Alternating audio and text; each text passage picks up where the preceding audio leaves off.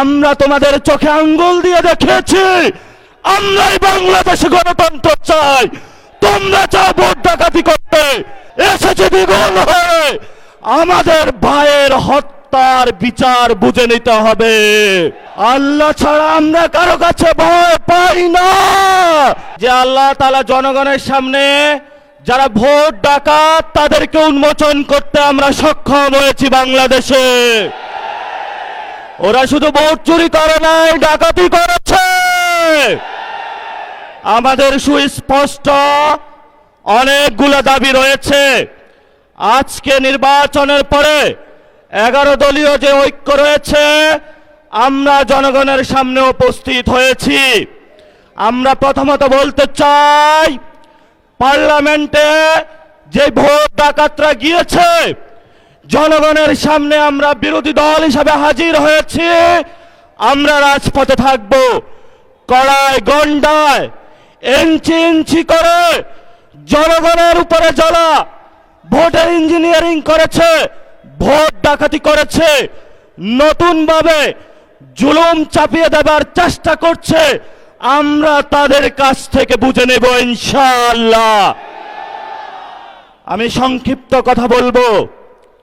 আমাদের ভাই শহীদ উসমান হাদি আজকে আমাদের মধ্যে থাকতে পারতেন। সংসদ সদস্য হিসাবে ঢাকা 8-এর আল্লাহ ওনাকে শহীদ হিসাবে নিয়ে গিয়েছেন। আমরা বিচারের দাবিতে মাঠে গিয়েছি।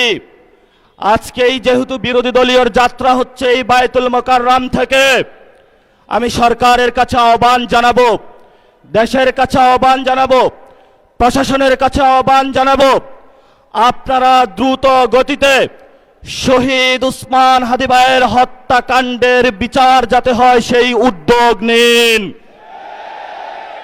আমাদেরকে এতদিন বলা হয়েছে বিচার এবং নির্বাচন মুখোমুখি দাঁড় করাবেন না।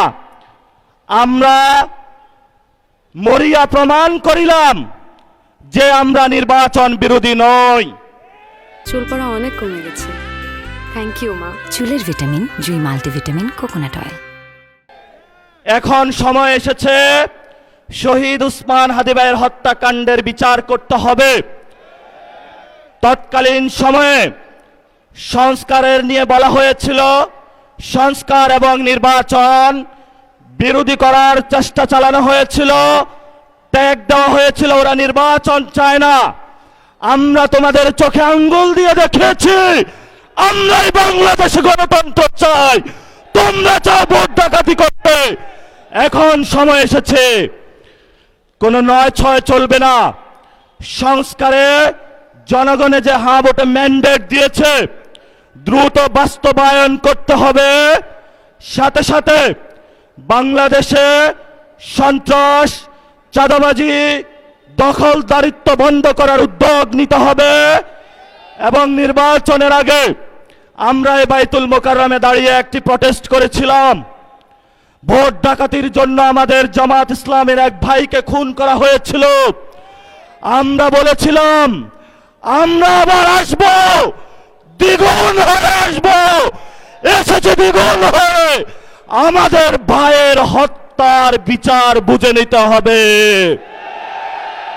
রাজপথ সংগ্রাম জারি রাখতে হবে। যেই বন্দের উপরে আক্রমণ করা হয়েছে, পেটে লাথি মারা হয়েছে, বোরকা ধরে টান দেওয়া হয়েছে, গুলিবিদ্ধ করা হয়েছে, পা ভাঙা হয়েছে, প্রত্যেকটির হিসাব কড়ায় গন্ডায় আমরা ইঞ্জিনিয়ার তারেক রহমান থেকে বাংলাদেশে বুঝে নেব ইনশাআল্লাহ। আমরা একমাত্র ভয় পাই কার কাছে? আল্লাহ ছাড়া আমরা কারো কাছে ভয় পাই না। হে মালিক, তুমি আমাদের রক্ষাকারী, তুমি আমাদের রিজিক দাতা। যারা এই বাংলাদেশে জনগণ 17 বছর অপেক্ষা করেছিল, আমাদের অধিকার ছিনিয়ে নিয়েছে, ভোট ডাকাতির মাধ্যমে ভাইদেরকে হত্যা করেছে। আরশের মালিক তোমার মালিকের বিচারে আমরা বিচার রেখে গেলাম। তুমি তাদের দৃষ্টান্তমূলক শাস্তি বাংলার মাটিতে জনগণের সামনে করবে।